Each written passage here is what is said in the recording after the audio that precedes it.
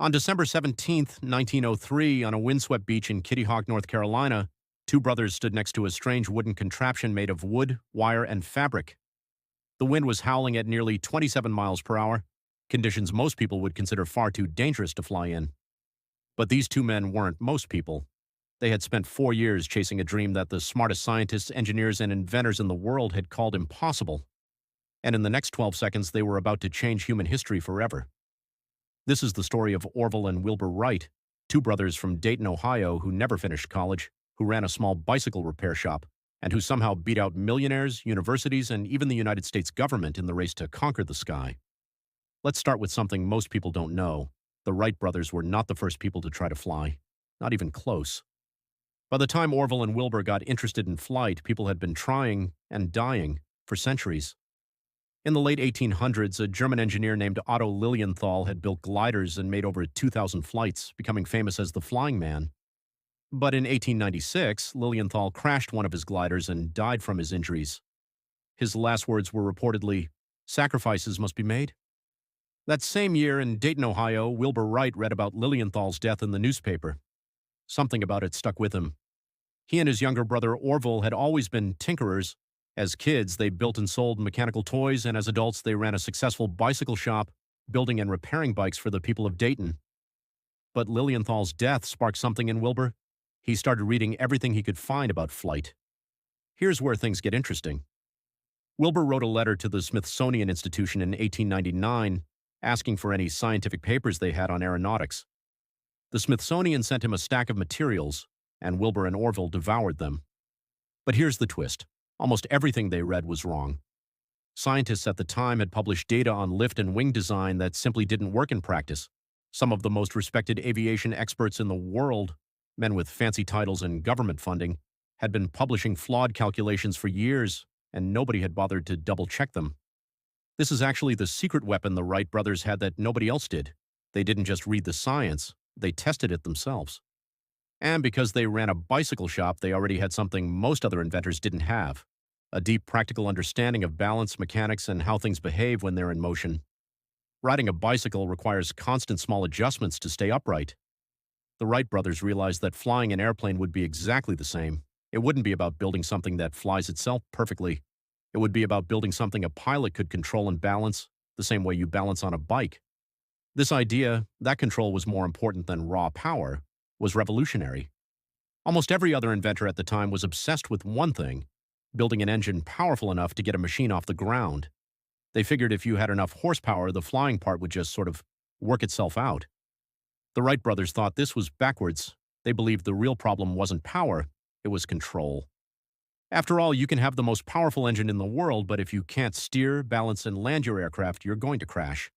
Spectacularly. So in 1899, Wilbur built a small biplane kite to test his ideas about wing warping, a system where the wings could twist slightly to control roll, the same way a bird tilts its wingtips to turn. It worked. Encouraged, the brothers decided to take things to the next level. In 1900, they traveled to Kitty Hawk, North Carolina, a remote sandy stretch of coastline chosen specifically because of its strong, steady winds and soft sand to cushion crashes. They built a glider large enough for a person to lie on, and Wilbur made dozens of test flights.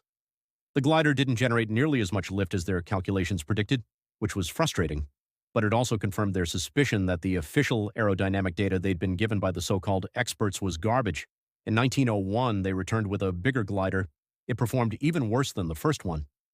At this point, most people would have given up. In fact, Wilbur reportedly told Orville on the train ride home that he didn't think man would fly in their lifetime. But instead of quitting, the brothers did something incredibly clever, and honestly, kind of nerdy. They went home to Dayton and built a wind tunnel. This wind tunnel was nothing fancy, just a wooden box about 6 feet long with a fan at one end, powered by a gasoline engine from their bicycle shop. But inside that box, over the winter of 1901 and 1902, Wilbur and Orville tested over 200 different wing shapes, carefully measuring lift and drag for each one using homemade instruments built from bicycle spokes and old hacksaw blades.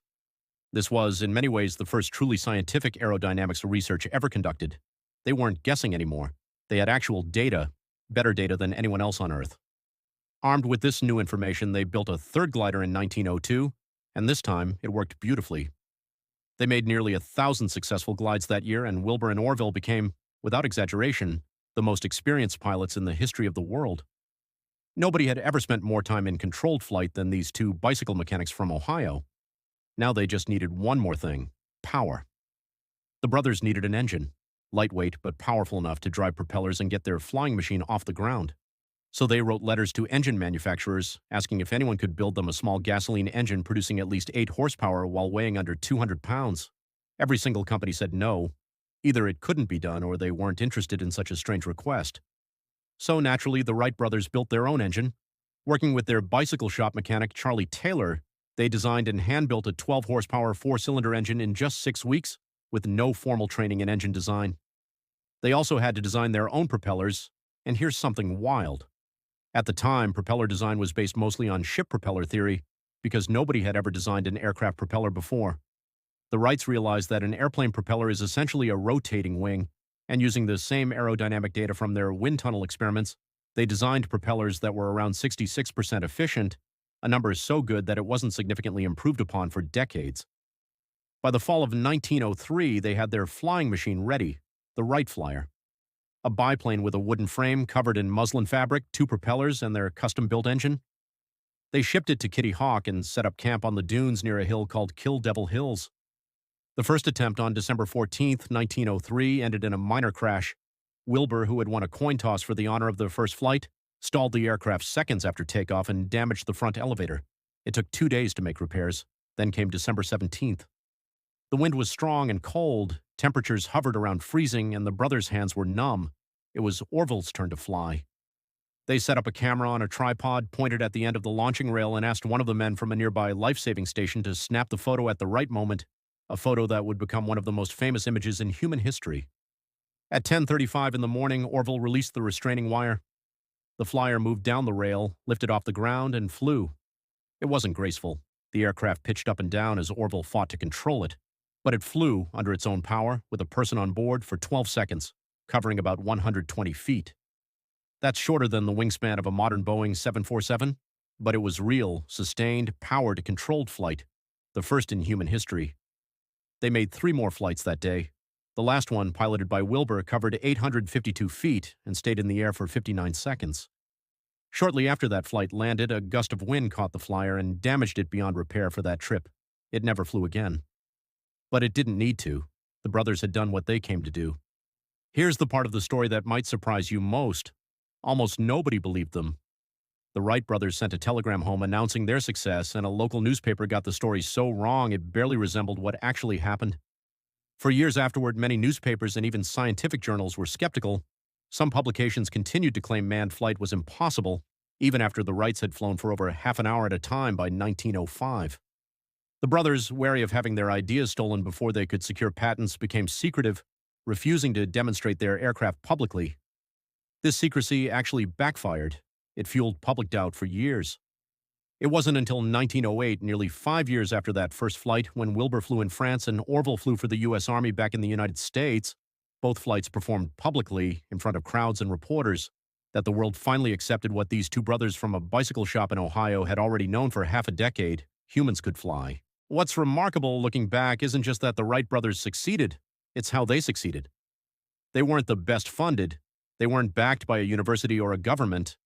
Their biggest competitor, Samuel Langley, had received nearly $50,000 in government funding, an enormous sum at the time, and his aerodrome aircraft crashed into the Potomac River twice, just months before the Wrights' success at Kitty Hawk. Total cost roughly $1,000. The difference wasn't money, it was their approach. They questioned bad data instead of blindly trusting experts. They prioritized control over raw power. They tested everything themselves, methodically, using tools they built with their own hands.